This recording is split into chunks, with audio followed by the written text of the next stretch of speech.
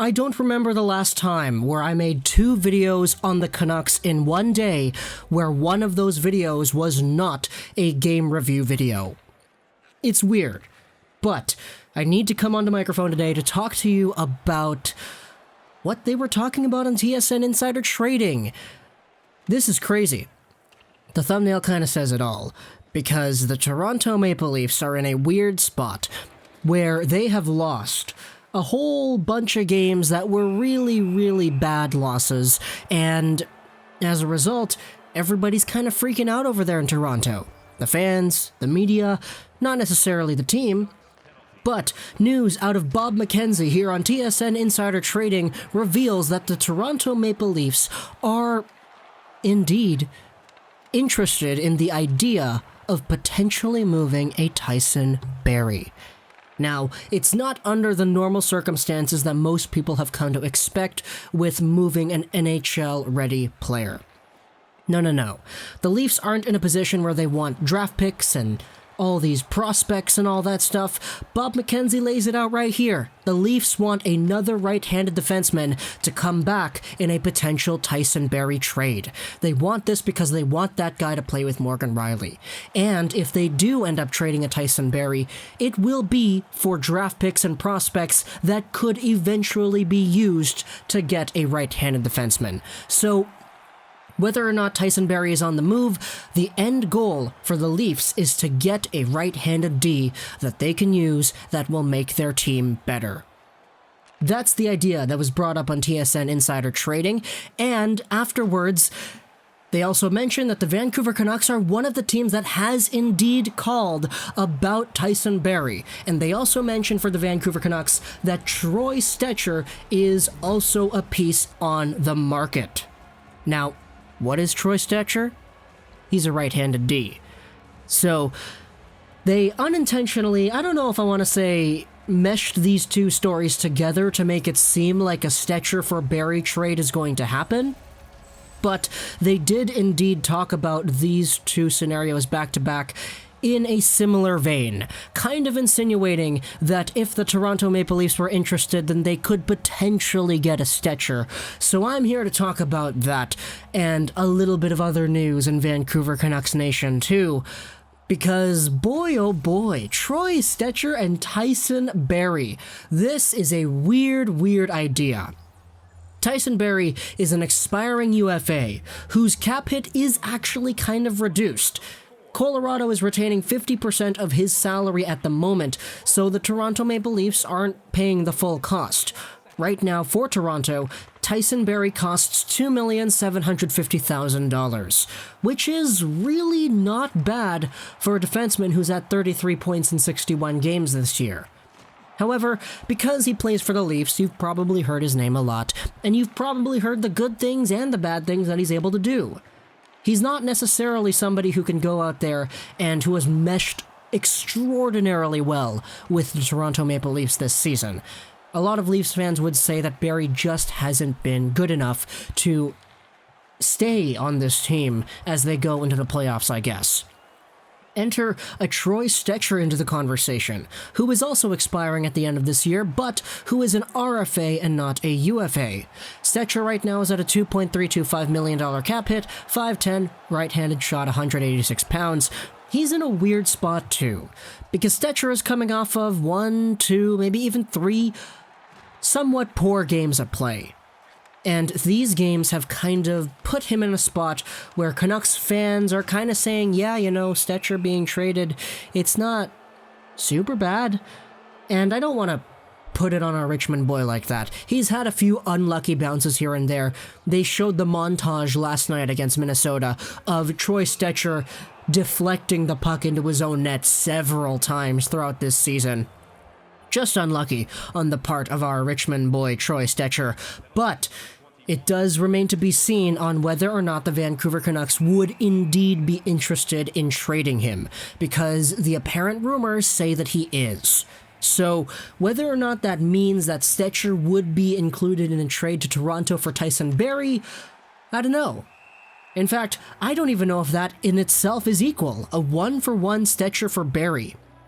Stecher is in a position where he doesn't get nearly the amount of points that Barrie does, and you could argue that he's not as good overall as Tyson Barrie is either.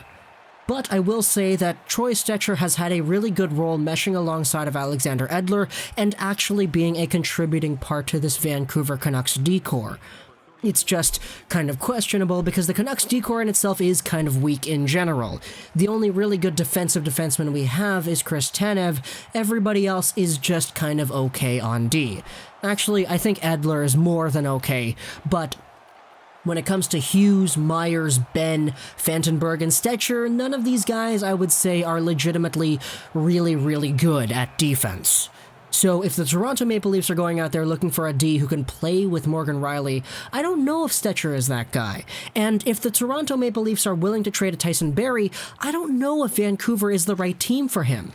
Tyson Barrie would add more offense, yes, but this team needs defense. This team needs more guys who are capable in their own zone like a Chris Tanev is. We don't need more guys who can cough up the puck but can put up points. We already have Tyler Myers for that. No disrespect to Quinn Hughes either, but I'd be lying if I said he was an amazing defensive defenseman. So, I don't know if Barrie's the guy. But that's the image that they tried to articulate on Insider Trading, so we'll run with it. Also in Canucks news on Insider Trading, though, Pierre LeBrun has given us the savings grace of a word on Wayne Simmonds. He talked about this on Insider Trading, but he also made a tweet about it too. Take a look at this. I'm hearing the Canucks tried the last few days on Wayne Simmonds in New Jersey, but they couldn't make it work cap-wise. Perhaps because Brock Besser could return before the end of the regular season. So as of right now, the Simmonds option is not as likely for Vancouver.